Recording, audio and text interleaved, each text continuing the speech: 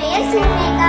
நான் புலிமான் மெட்ரிக் மேல்நிலைப் பள்ளியில் 5ஆம் வகுப்பு படிக்கிறேன். நான் இப்பொழுது திருக்குறள் கூற வந்துள்ளேன். கற்க கசடற கற்பவை கற்றபின் நிற்காதற்கு தக என்னென்ப என எழுத்தன்ப இவ்விரண்டும் கண்ணென்ப வாழும் இருக்கு.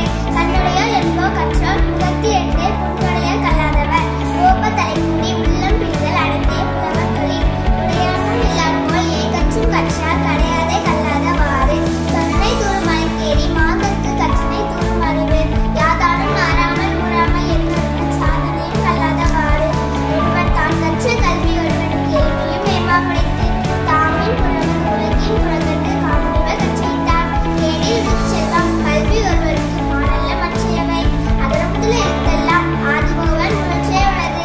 கற்றனால் ஆய வாயினைக்கோள் வாழிகன் நற்றார் தொடையார் எண்ணி மலைசை எண்ணினான் மானடி சேர்ந்தார் நிலைசை நீண்டு வாழ்வார்.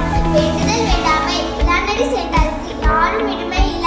இருசை இவனையும் சேரா இறைவன் முச்சை புல்புண்டான் மாற்று இரவி பெருங்கடல் நீந்துவன் நீந்தா இறைவனடி சேராதா. யாகாவார் ஆயினும் நாகாக்க காவாக்கால் சோகாப்ப சொல்லிருக்கப்பட்டு தீயினால் சுட்டப்புண் உள்ளாரும் நாளே நாவினால் சுட்டவடு.